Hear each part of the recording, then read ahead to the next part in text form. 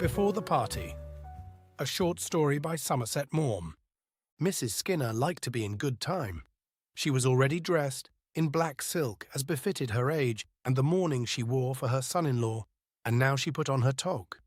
She was a little uncertain about it, since the egret's feathers which adorned it might very well arouse in some of the friends she would certainly meet at the party acid expostulations. And of course it was shocking to kill those beautiful white birds, in the mating season too, for the sake of their feathers. But there they were, so pretty and stylish, and it would have been silly to refuse them, and it would have hurt her son-in-law's feelings. He had brought them all the way from Borneo, and he expected her to be so pleased with them. Kathleen had made herself rather unpleasant about them. She must wish she hadn't now, after what had happened. But Kathleen had never really liked Harold. Mrs. Skinner, standing at her dressing table, placed the toque on her head. It was after all the only nice hat she had, and put in a pin with a large jet knob. If anybody spoke to her about the egrets, she had her answer. "I know it's dreadful," she would say, "and I wouldn't dream of buying them. But my poor son-in-law brought them back the last time he was home on leave."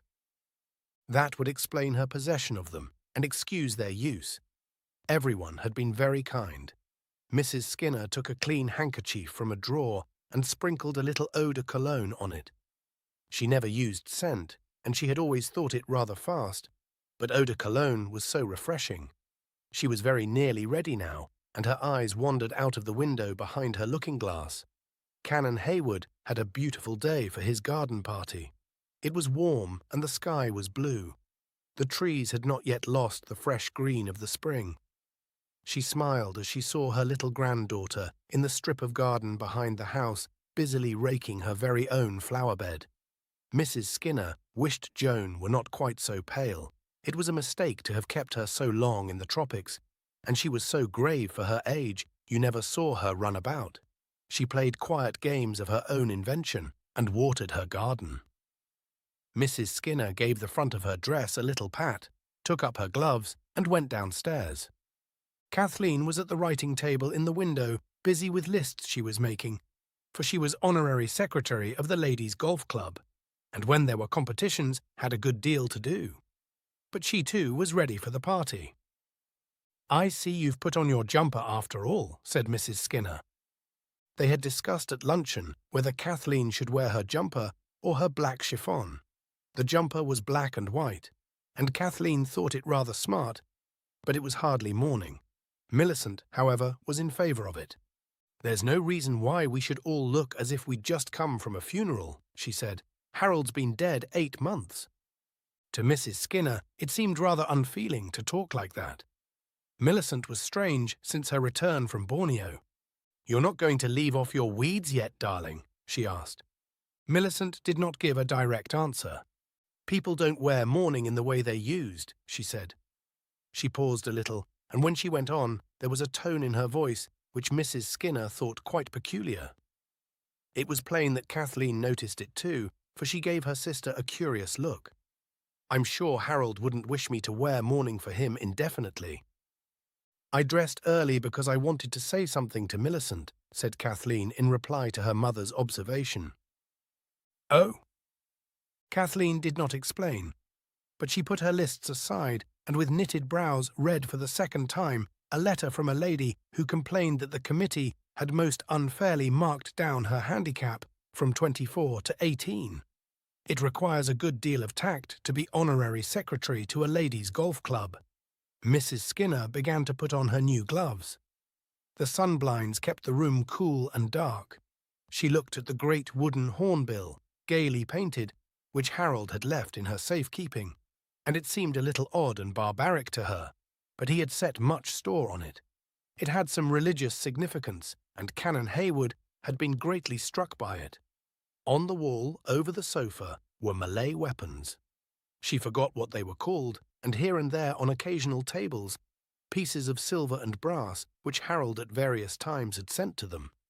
She had liked Harold, and involuntarily her eyes sought his photograph, which stood on the piano with photographs of her 2 daughters, her grandchild, her sister, and her sister's son. "Why, Kathleen, where's Harold's photograph?" she asked. Kathleen looked round. It no longer stood in its place. "Someone's taken it away," said Kathleen. Surprised and puzzled, she got up and went over to the piano. The photographs had been rearranged so that no gap should show. "Perhaps Millicent wanted to have it in her bedroom," said Mrs. Skinner. "I should have noticed it. Besides, Millicent has several photographs of Harold. She keeps them locked up." Mrs. Skinner had thought it very peculiar that her daughter should have no photographs of Harold in her room. Indeed, she had spoken of it once, but Millicent had made no reply. Millicent had been strangely silent since she came back from Borneo, and had not encouraged the sympathy Mrs. Skinner would have been so willing to show her.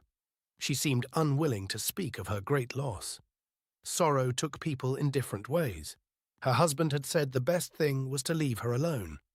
The thought of him turned her ideas to the party they were going to. "Father asked if I thought he ought to wear a top hat," she said.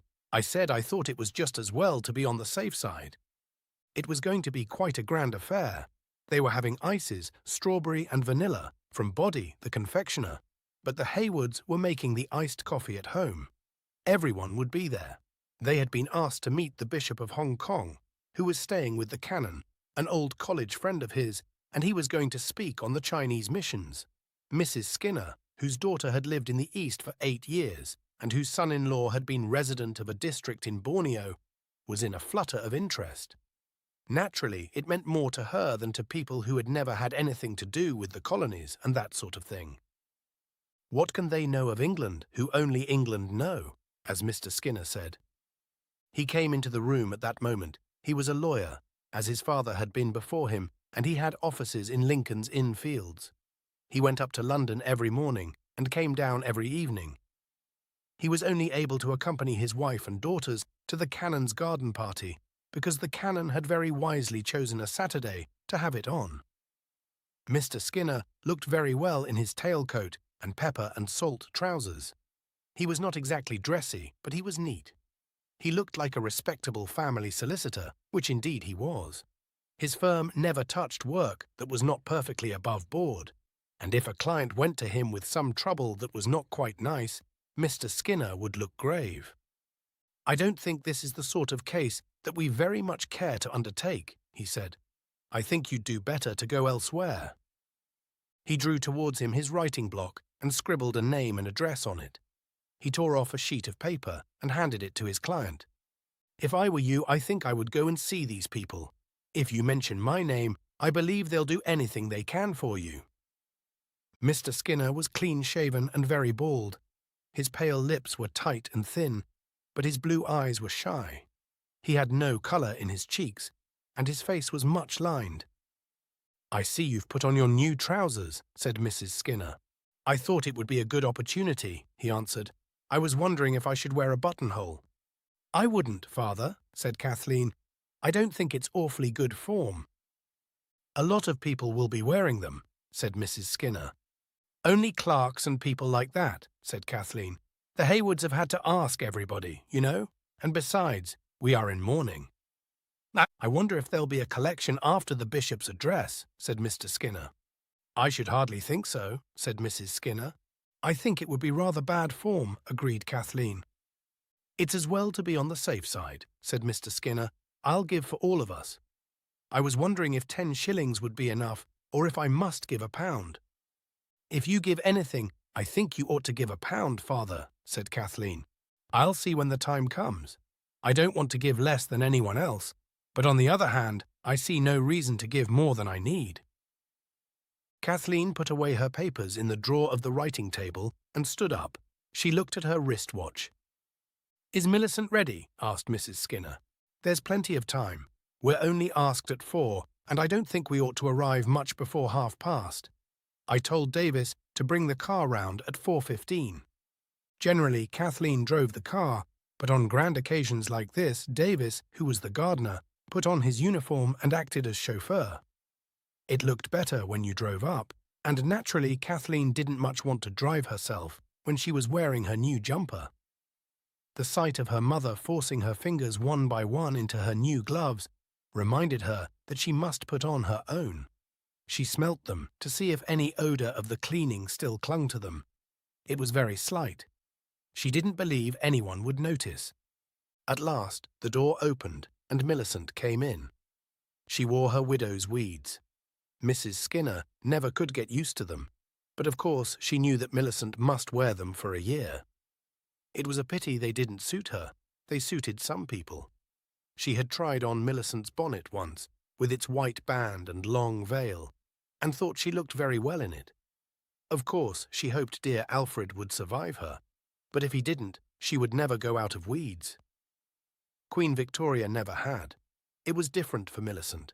Millicent was a much younger woman. She was only 36. It was very sad to be a widow at 36, and there wasn't much chance of her marrying again. Kathleen wasn't very likely to marry now. She was 35.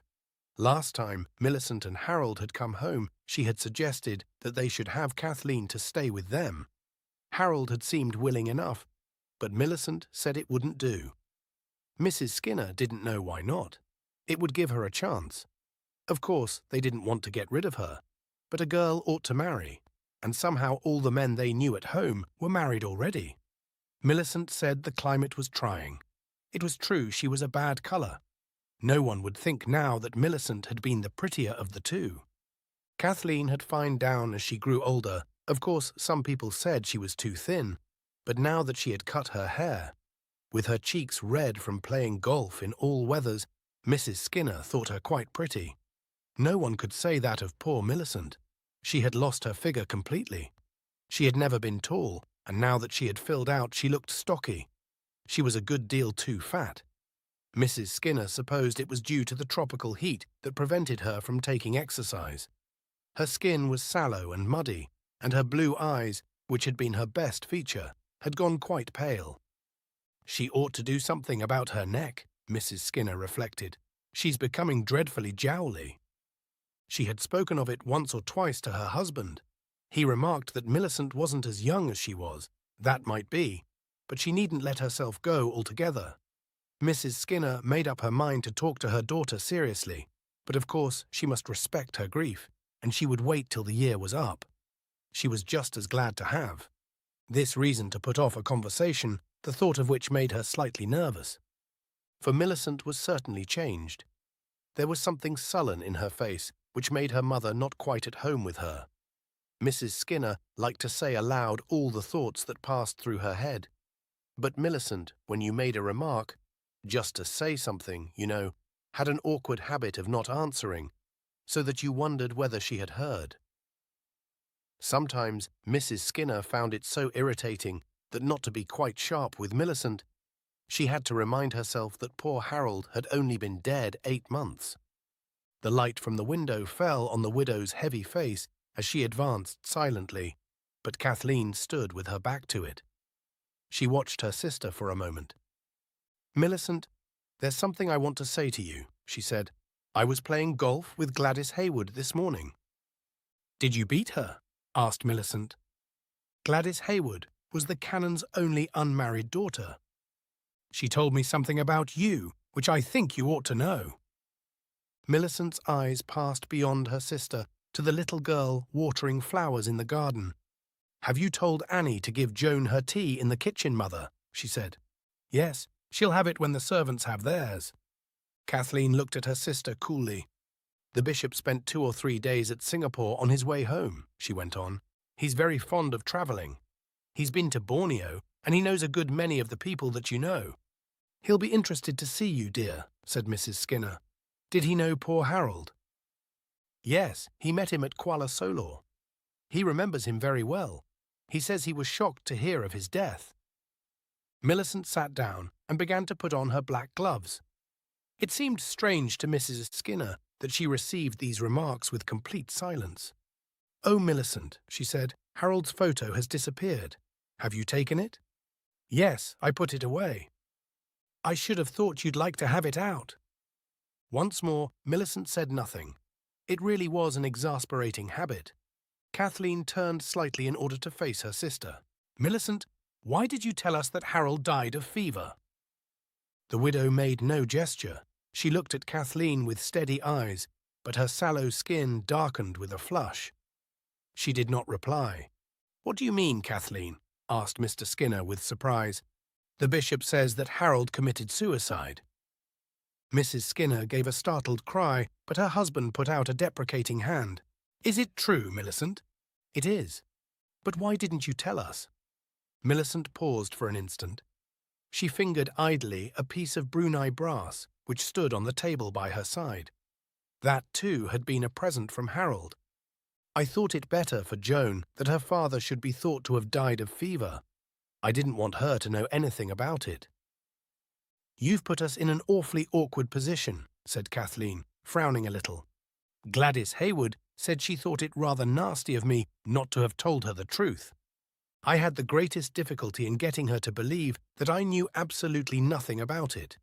She said her father was rather put out. He says after all the years we've known one another, and considering that he married you, and the terms we've been on, and all that, he does think we might have had confidence in him, and at all events, if we didn't want to tell him the truth, we needn't have told him a lie." "I must say I sympathize with him there," said Mr. Skinner acidly. "Of course I told Gladys that we weren't to blame. We only told Thansatserm what you told us." "I hope it didn't put you off your game," said Millicent. "Really, my dear, I think that is a most improper observation," exclaimed her father. He rose from his chair, walked over to the empty fireplace, and from force of habit stood in front of it with parted coat-tails. "It was my business," said Millicent, "and if I chose to keep it to myself, I didn't see why I shouldn't. It doesn't look as if you had any affection for your mother if you didn't even tell her," said Mrs. Skinner. Millicent shrugged her shoulders.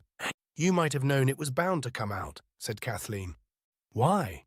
I didn't expect that two gossiping old parsons would have nothing else to talk about than me.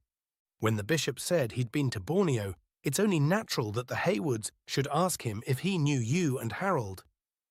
"All that's neither here nor there," said Mr. Skinner. "I think you should certainly have told us the truth, and we could have decided what was the best thing to do. As a solicitor, I can tell you that in the long run, it only makes things worse if you attempt to hide them." "Poor Harold," said Mrs. Skinner, and the tears began to trickle down her raddled cheeks.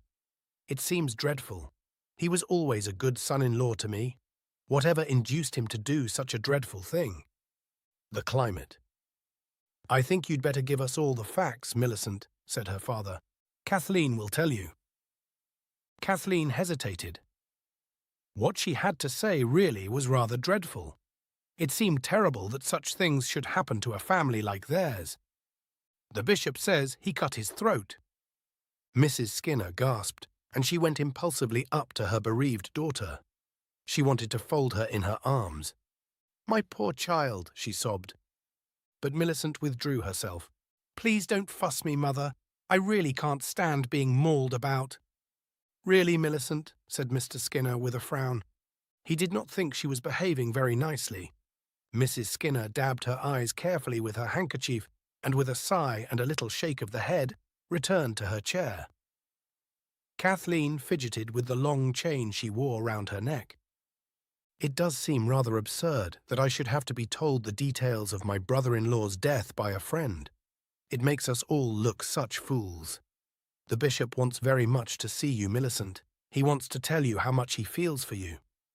She paused, but Millicent did not speak. "He says that Millicent had been away with Joan, and when she came back, she found poor Harold lying dead on his bed." "It must have been a great shock," said Mr. Skinner. Mrs. Skinner began to cry again, but Kathleen put her hand gently on her shoulder. "Don't cry, Mother," she said. "It'll make your eyes red and people will think it's so funny." They were all silent, while Mrs. Skinner, drying her eyes, made a successful effort to control herself. It seemed very strange to her that at this very moment she should be wearing in her toque the egrets that poor Harold had given her. "There's something else I ought to tell you," said Kathleen. Millicent looked at her sister again, without haste, and her eyes were steady, but watchful. She had the look of a person who is waiting for a sound which he is afraid of missing. "I don't want to say anything to wound you, dear," Kathleen went on, "but there's something else, and I think you ought to know it. The bishop says that Harold drank." "Oh, my dear, how dreadful!" cried Mrs. Skinner. "What a shocking thing to say!" Did Gladys Hayward tell you? What did you say? I said it was entirely untrue. This is what comes of making secrets of things, said Mr. Skinner irritably. It's always the same. If you try and hush a thing up, all sorts of rumours get about which are 10 times worse than the truth. They told the bishop in Singapore that Harold had killed himself while he was suffering from delirium tremens. I think for all our sakes, you ought to deny that, Millicent. It's such a dreadful thing to have said about anyone who's dead, said Mrs. Skinner, and it'll be so bad for Joan when she grows up. But what is the foundation of this story, Millicent? Asked her father. Harold was always very abstemious. Here, said the widow. Did he drink? Like a fish. The answer was so unexpected, and the tone so sardonic, that all 3 of them were startled. Millicent, how can you talk like that of your husband when he's dead? Cried her mother, clasping her neatly gloved hands. I can't understand you. You've been so strange since you came back. I could never have believed that a girl of mine could take her husband's death like that. Never mind about that, Mother, said Mr. Skinner. We can go into all that later. Nah. He walked to the window and looked out at the sunny little garden, and then walked back into the room. He took his pince-nez out of his pocket and, though he had no intention of putting them on, wiped them with his handkerchief. Millicent looked at him, and in her eyes, unmistakably, was a look of irony which was quite cynical. Mr. Skinner was vexed. He had finished his week's work, and he was a free man till Monday morning. Though he had told his wife that this garden party was a great nuisance, and he would much sooner have tea quietly in his own garden, he had been looking forward to it. He did not care very much about Chinese missions, but it would be interesting to meet the bishop. And now this. It was not the kind of thing he cared to be mixed up in. It was most unpleasant to be told on a sudden that his son-in-law was a drunkard and a suicide. Millicent was thoughtfully smoothing her white cuffs. Her coolness irritated him, but instead of addressing her, he spoke to his younger daughter. Why don't you sit down, Kathleen? Surely there are plenty of chairs in the room. Kathleen drew forward a chair and without a word seated herself. Mr. Skinner stopped in front of Millicent and faced her. Of course I see why you told us Harold had died of fever. I think it was a mistake, because that sort of thing is bound to come out sooner or later.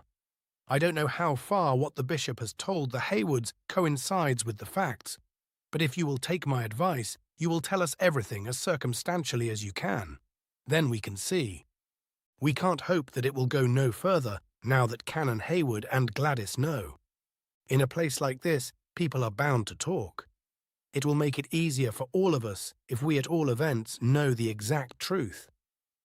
Mrs. Skinner and Kathleen thought he put the matter very well. They waited for Millicent's reply. She had listened with an impassive face. That sudden flush had disappeared, and it was once more, as usual, pasty and sallow. I don't think you'll much like the truth if I tell it you, she said. You must know that you can count on our sympathy and understanding, said Kathleen gravely. Millicent gave her a glance, and the shadow of a smile flickered across her set mouth. She looked slowly at the 3 of them. Mrs. Skinner had an uneasy impression that she looked at them as though they were mannequins at a dressmaker's. She seemed to live in a different world from theirs, and to have no connection with them. You know, I wasn't in love with Harold when I married him, she said reflectively. Mrs. Skinner was on the point of making an exclamation when a rapid gesture of her husband, barely indicated, but after so many years of married life perfectly significant, stopped her. Millicent went on. She spoke with a level voice, slowly, and there was little change of expression in her tone. I was 27, and no one else seemed to want to marry me. It's true he was 44, and it seemed rather old, but he had a very good position, hadn't he? I wasn't likely to get a better chance. Mrs. Skinner felt inclined to cry again, but she remembered the party. Of course, I see now why you took his photograph away, she said dolefully. Don't, Mother, exclaimed Kathleen. It had been taken when he was engaged to Millicent, and was a very good photograph of Harold. Mrs. Skinner had always thought him quite a fine man. He was heavily built, tall, and perhaps a little too fat. But he held himself well, and his presence was imposing. He was inclined to be bald even then, but men did go bald very early nowadays, and he said that topies, sun helmets, were very bad for the hair. He had a small dark moustache, and his face was deeply burned by the sun. Of course, his best feature was his eyes. They were brown and large, like Joan's. His conversation was interesting. Kathleen said he was pompous, but Mrs. Skinner didn't think him so.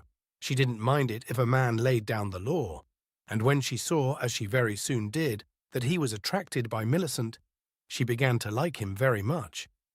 He was always very attentive to Mrs. Skinner, and she listened as though she were really interested when he spoke of his district and told her of the big game he had killed. Kathleen said he had a pretty good opinion of himself, but Mrs. Skinner came of a generation which accepted without question the good opinion that men had of themselves. Millicent saw very soon which way the wind blew, and though she said nothing to her mother knew that if Harold asked her, she was going to accept him. Harold was staying with some people who had been 30 years in Borneo, and they spoke well of the country. There was no reason why a woman shouldn't live there comfortably. Of course, the children had to come home when they were 7, but Mrs. Skinner thought it unnecessary to trouble about that yet. She asked Harold to dine, and she told him they were always in to tea.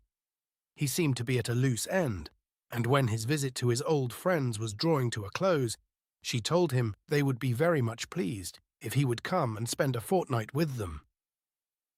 It was towards the end of this that Harold and Millicent became engaged. They had a very pretty wedding. They went to Venice for their honeymoon, and then they started for the East. Millicent wrote from various ports at which the ship touched. She seemed happy. "People were very nice to me at Kuala Solo," she said. Kuala Solo was the chief town of the state of Sembulu. We stayed with the resident, and everyone asked us to dinner. Once or twice I heard men ask Harold to have a drink, but he refused. He said he had turned over a new leaf, now he was a married man. I didn't know why they laughed. Mrs. Gray, the resident's wife, told me they were all so glad Harold was married. She said it was dreadfully lonely for a bachelor on one of the outstations.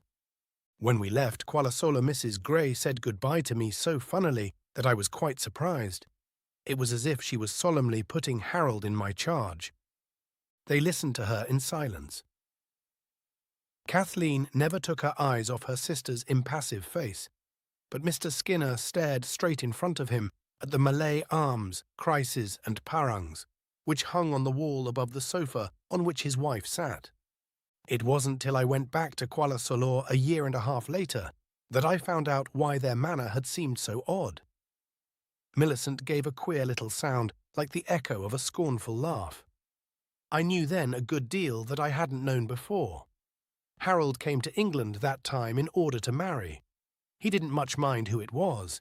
Do you remember how we spread ourselves out to catch him, Mother? We needn't have taken so much trouble.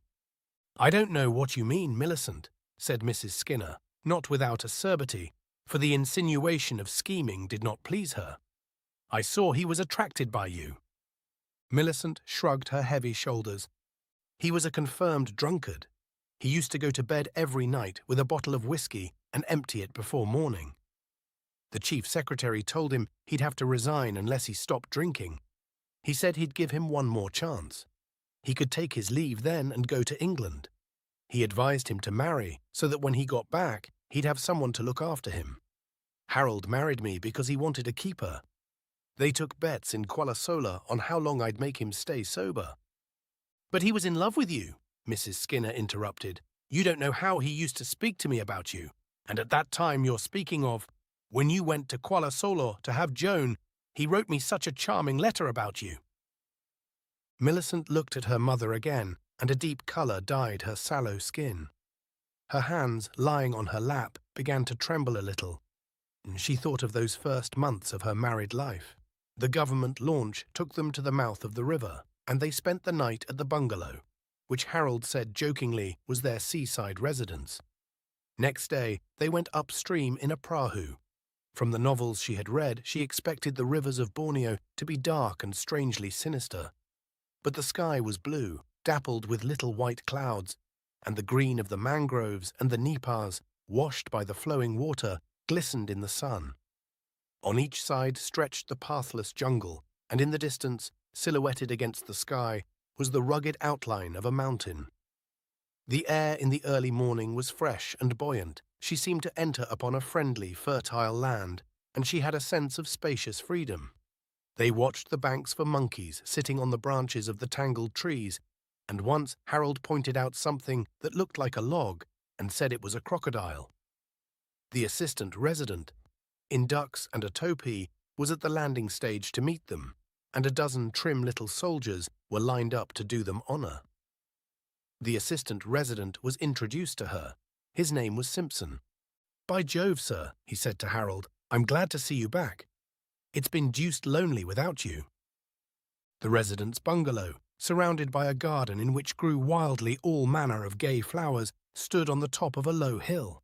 It was a trifle shabby, and the furniture was sparse, but the rooms were cool and of generous size. "The kampong is down there," said Harold, pointing. Her eyes followed his gesture, and from among the coconut trees rose the beating of a gong. It gave her a queer little sensation in the heart. Though she had nothing much to do, the days passed easily enough. At dawn, a boy brought them their tea, and they lounged about the veranda, enjoying the fragrance of the morning. Harold in a singlet and a sarong, she in a dressing gown, till it was time to dress for breakfast. Then Harold went to his office, and she spent an hour or two learning Malay. After tiffin, he went back to his office while she slept. A cup of tea revived them both, and they went for a walk or played golf on the 9-hole links, which Harold had made on a level piece of cleared jungle below the bungalow. Night fell at 6, and Mr. Simpson came along to have a drink. They chatted till their late dinner hour, and sometimes Harold and Mr. Simpson played chess. The balmy evenings were enchanting. The fireflies turned the bushes just below the veranda into coldly sparkling, tremulous beacons, and flowering trees scented the air with sweet odours. After dinner, they read the papers which had left London 6 weeks before, and presently went to bed. Millicent enjoyed being a married woman with a house of her own, and she was pleased with the native servants, in their gay sarongs, who went about the bungalow, with bare feet, silent but friendly. It gave her a pleasant sense of importance to be the wife of the resident. Harold impressed her by the fluency with which he spoke the language, by his air of command, and by his dignity. She went into the courthouse now and then to hear him try cases. The multifariousness of his duties, and the competent way in which he performed them, aroused her respect. Mr. Simpson told her that Harold understood the natives as well as any man in the country. He had the combination of firmness, tact, and good humour which was essential in dealing with that timid, revengeful, and suspicious race.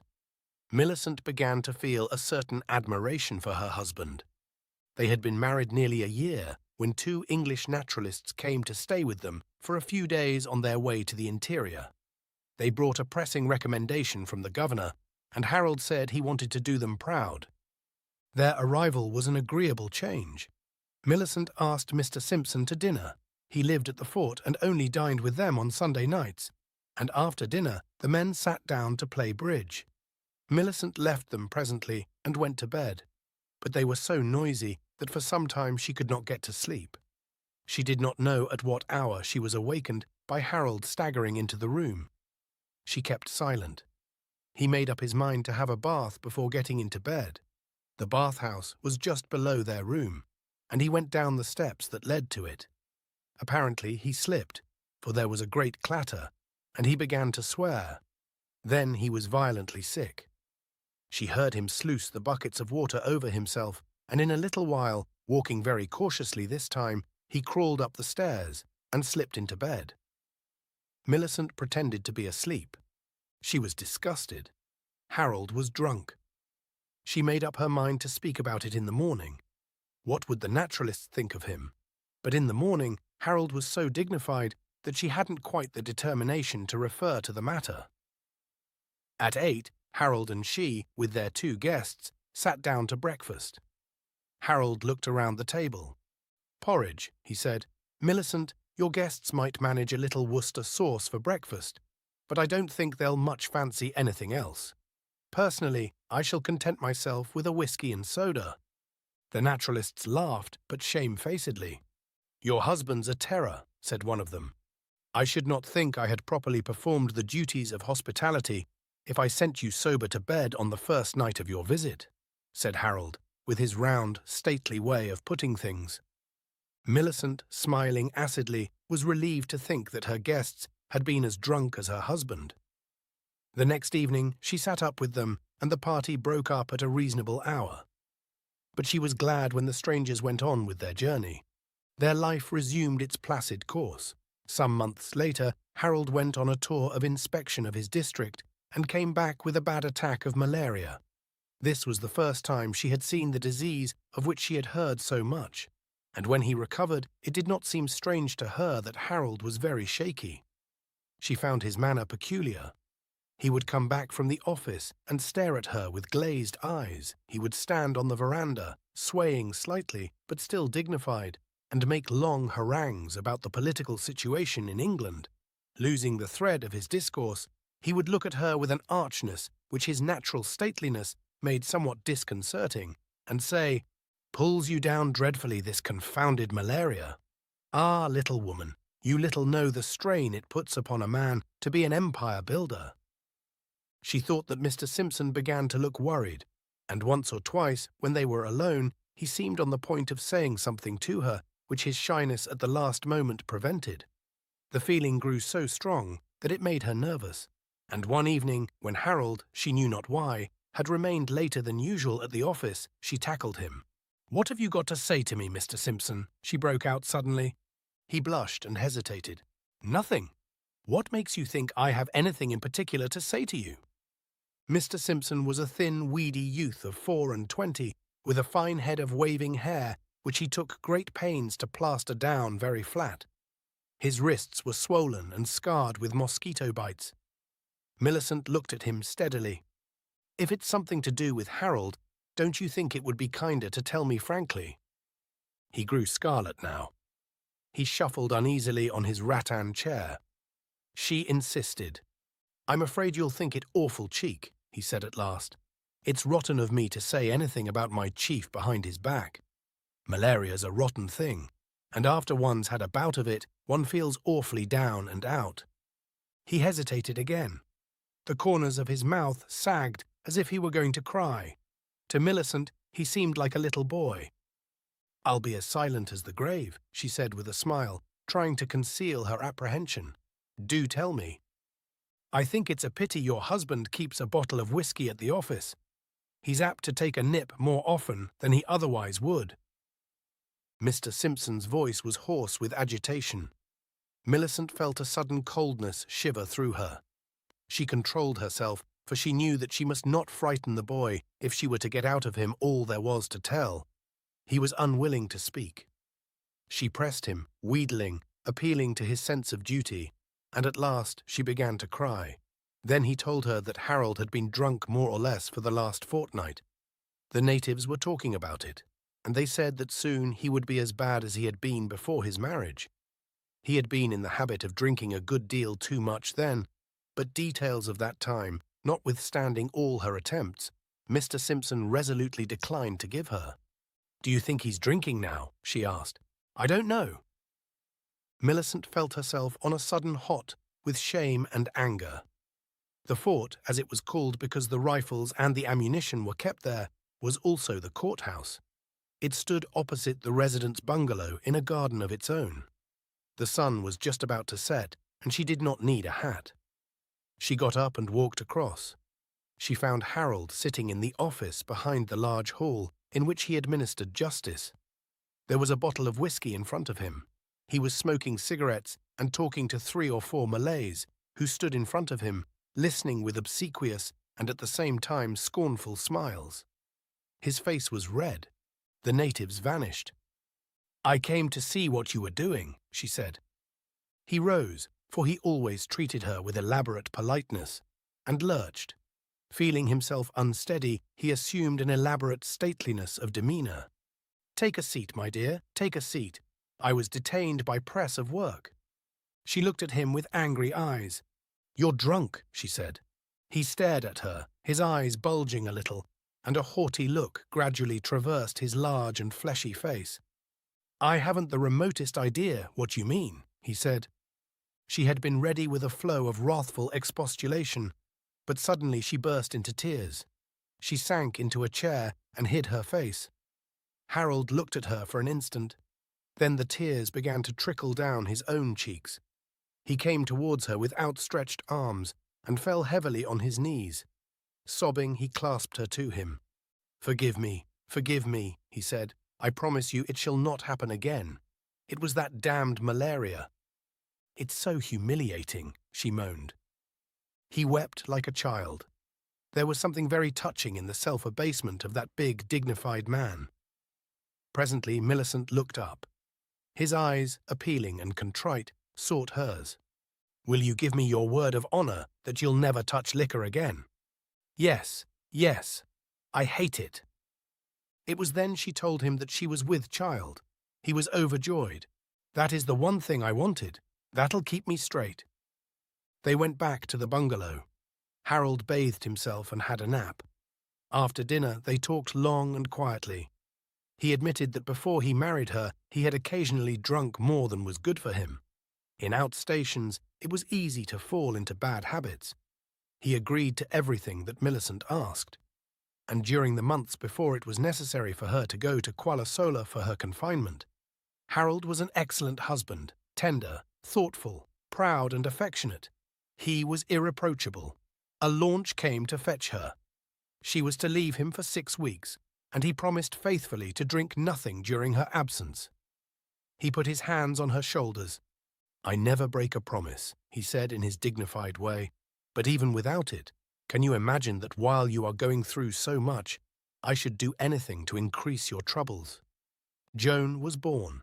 Millicent stayed at the residence, and Mrs. Gray, his wife, a kindly creature of middle age, was very good to her. The two women had little to do during the long hours they were alone but to talk, and in course of time Millicent learned everything there was to know of her husband's alcoholic past. The fact which she found most difficult to reconcile herself to was that Harold had been told that the only condition upon which he would be allowed to keep his post was that he should bring back a wife. It caused in her a dull feeling of resentment, and when she discovered what a persistent drunkard he had been, she felt vaguely uneasy. She had a horrid fear that during her absence he would not have been able to resist the craving. She went home with her baby and a nurse. She spent a night at the mouth of the river and sent a messenger in a canoe to announce her arrival. She scanned the landing stage anxiously as the launch approached it. Harold and Mr. Simpson were standing there. The trim little soldiers were lined up. Her heart sank, for Harold was swaying slightly, like a man who seeks to keep his balance on a rolling ship, and she knew he was drunk. It wasn't a very pleasant homecoming. She had almost forgotten her mother and father and her sister, who sat there silently listening to her. Now she roused herself and became once more aware of their presence. All that she spoke of seemed very far away. I knew that I hated him then, she said. I could have killed him. Oh, Millicent, don't say that, cried her mother. Don't forget that he's dead, poor man. Millicent looked at her mother, and for a moment a scowl darkened her impassive face. Mr. Skinner moved uneasily. Go on, said Kathleen. When he found out that I knew all about him, he didn't bother very much more. In 3 months, he had another attack of DTs. Why didn't you leave him? Said Kathleen. What would have been the good of that? He would have been dismissed from the service in a fortnight. Who was to keep me and Joan? I had to stay, and when he was sober, I had nothing to complain of. He wasn't in the least in love with me, but he was fond of me. I hadn't married him because I was in love with him, but because I wanted to be married. I did everything I could to keep liquor from him. I managed to get Mr. Gray to prevent whiskey being sent from Kuala Sola, but he got it from the Chinese. I watched him as a cat watches a mouse. He was too cunning for me. In a little while he had another outbreak. He neglected his duties. I was afraid complaints would be made. We were 2 days from Kuala Sola, and that was our safeguard. But I suppose something was said, For Mr. Gray wrote a private letter of warning to me. I showed it to Harold. He stormed and blustered, but I saw he was frightened, and for 2 or 3 months he was quite sober. Then he began again, and so it went on till our leave became due. Before we came to stay here, I begged and prayed him to be careful. I didn't want any of you to know what sort of a man I had married. All the time he was in England, he was all right, and before we sailed, I warned him. He'd grown to be very fond of Joan, and very proud of her, and she was devoted to him. She always liked him better than she liked me.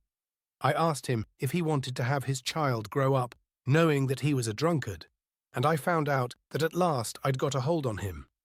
The thought terrified him.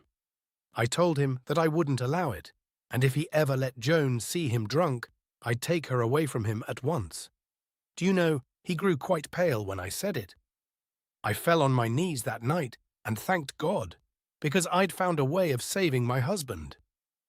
He told me that if I would stand by him, he would have another try. We made up our minds to fight the thing together, and he tried so hard. When he felt as though he must drink, he came to me. You know he was inclined to be rather pompous. With me he was so humble, he was like a child. He depended on me. Perhaps he didn't love me when he married me, but he loved me then, me and Joan. I'd hated him because of the humiliation, because when he was drunk and tried to be dignified and impressive, he was loathsome. But now I got a strange feeling in my heart. It wasn't love, but it was a queer, shy tenderness. He was something more than my husband. He was like a child that I'd carried under my heart for long and weary months. He was so proud of me, and you know, I was proud too. His long speeches didn't irritate me anymore, and I only thought his stately ways rather funny and charming. At last we won. For 2 years he never touched a drop. He lost his craving entirely. He was even able to joke about it. Mr. Simpson had left us then, and we had another young man called Francis. "I'm a reformed drunkard, you know, Francis," Harold said to him once. "If it hadn't been for my wife, I'd have been sacked long ago. I've got the best wife in the world, Francis." You don't know what it meant to me to hear him say that. I felt that all I'd gone through was worthwhile. I was so happy. She was silent. She thought of the broad, yellow and turbid river on whose banks she had lived so long. The egrets, white and gleaming in the tremulous sunset, flew down the stream in a flock, flew low and swift, and scattered. They were like a ripple of snowy notes, sweet and pure and spring-like, which an unseen hand drew forth, a divine arpeggio from an unseen harp. They fluttered along between the green banks, wrapped in the shadows of evening, like the happy thoughts of a contented mind. Then Joan fell ill. For 3 weeks we were very anxious. There was no doctor nearer than Kuala Sola, and we had to put up with the treatment of a native dispenser. When she grew well again, I took her down to the mouth of the river in order to give her a breath of sea air. We stayed there a week. It was the first time I had been separated from Harold since I went away to have Joan. There was a fishing village, on piles not far from us. But really, we were quite alone. I thought a great deal about Harold, so tenderly, and all at once I knew that I loved him. I was so glad when the prahu came to fetch us back, because I wanted to tell him. I thought it would mean a good deal to him. I can't tell you how happy I was. As we rowed upstream, the headman told me that Mr. Francis had had to go up country to arrest a woman who had murdered her husband. He had been gone a couple of days. I was surprised that Harold was not on the landing stage to meet me. He was always very punctilious about that sort of thing. He used to say that husband and wife should treat one another as politely as they treated acquaintances, and I could not imagine what business had prevented him. I walked up the little hill on which the bungalow stood. The ayah brought Joan behind me. The bungalow was strangely silent. There seemed to be no servants about, and I could not make it out. I wondered if Harold hadn't expected me so soon, and was out. I went up the steps. Joan was thirsty, and the ayah took her to the servants' quarters to give her something to drink. Harold was not in the sitting room. I called him, but there was no answer. I was disappointed because I should have liked him to be there. I went into our bedroom. Harold wasn't out after all. He was lying on the bed asleep. I was really very much amused, because he always pretended he never slept in the afternoon. He said it was an unnecessary habit that we white people got into. I went up to the bed softly. I thought I would have a joke with him. I opened the mosquito curtains. He was lying on his back, with nothing on but a sarong, and there was an empty whiskey bottle by his side. He was drunk. It had begun again. All my struggles for so many years were wasted. My dream was shattered. It was all hopeless. I was seized with rage. Millicent's face grew once again darkly red, and she clenched the arms of the chair she sat in. I took him by the shoulders and shook him with all my might. "You beast," I cried. "You beast." I was so angry I don't know what I did. I don't know what I said. I kept on shaking him. You don't know how loathsome he looked, that large fat man, half naked. He hadn't shaved for days, and his face was bloated and purple. He was breathing heavily. I shouted at him, but he took no notice. I tried to drag him out of bed, but he was too heavy. He lay there like a log. "Open your eyes," I screamed. I shook him again. I hated him. I hated him all the more, because for a week I'd loved him with all my heart. He'd let me down. He'd let me down. I wanted to tell him what a filthy beast he was. I could make no impression on him. "You shall open your eyes," I cried. I was determined to make him look at me. The widow licked her dry lips. Her breath seemed hurried. She was silent. "If he was in that state, I should have thought it best to have let him go on sleeping," said Kathleen. "There was a parang on the wall by the side of the bed. You know how fond Harold was of curios." "What's a parang?" said Mrs. Skinner. "Don't be silly, Mother," her husband replied irritably. "There's one on the wall immediately behind you." He pointed to the Malay sword, on which for some reason his eyes had been unconsciously resting. Mrs. Skinner drew quickly into the corner of the sofa with a little frightened gesture, as though she had been told that a snake lay curled up beside her. Suddenly the blood spurted out from Harold's throat. There was a great red gash right across it. "Millicent!" cried Kathleen, springing up and almost leaping towards her. "What in God's name do you mean?" Mrs. Skinner stood staring at her with wide, startled eyes, her mouth open. The parang wasn't on the wall anymore. It was on the bed. Then Harold opened his eyes. They were just like Joan's. "I don't understand," said Mr. Skinner. "How could he have committed suicide if he was in the state you describe?" Kathleen took her sister's arm and shook her angrily. "Millicent, for God's sake, explain." Millicent released herself. "The parang was on the wall, I told you. I don't know what happened. There was all the blood, and Harold opened his eyes. He died almost at once. He never spoke, but he gave a sort of gasp." At last Mr. Skinner found his voice. "But you wretched woman, it was murder!" Millicent, her face mottled with red, gave him such a look of scornful hatred that he shrank back. Mrs. Skinner cried out, "Millicent, you didn't do it, did you?" Then Millicent did something that made them all feel as though their blood were turned to ice in their veins. She chuckled. "I don't know who else did," she said.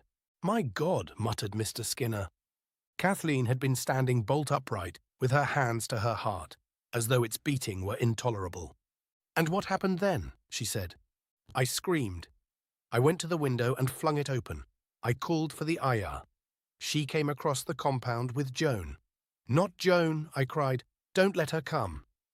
She called the cook and told him to take the child.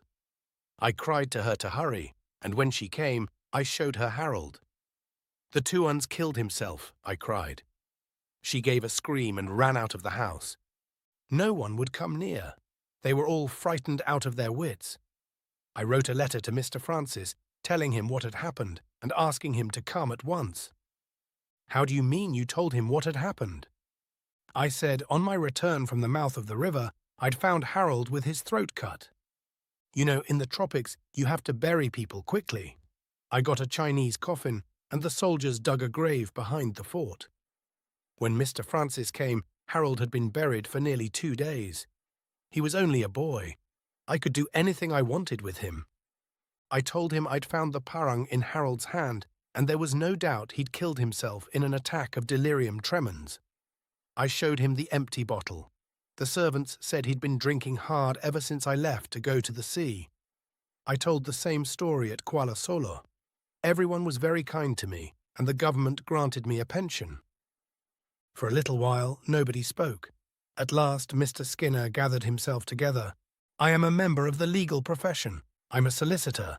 I have certain duties. We've always had a most respectable practice.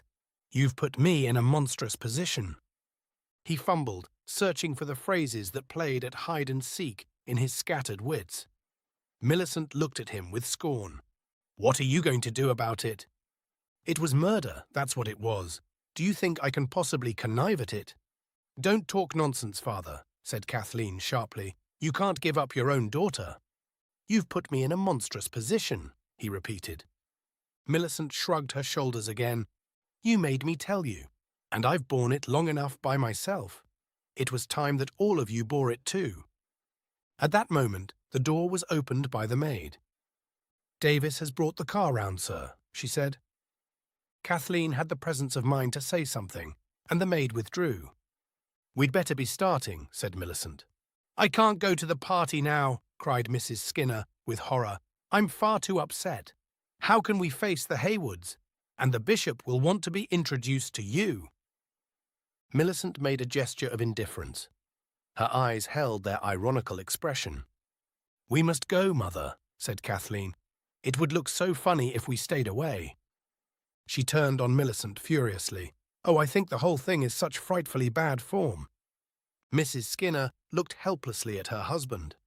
He went to her and gave her his hand to help her up from the sofa.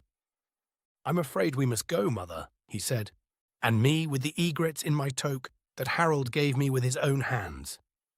He led her out of the room. Kathleen followed close on their heels, and a step or two behind came Millicent. You'll get used to it, you know, she said quietly. At first I thought of it all the time, but now I forget it for 2 or 3 days together. It's not as if there was any danger. They did not answer.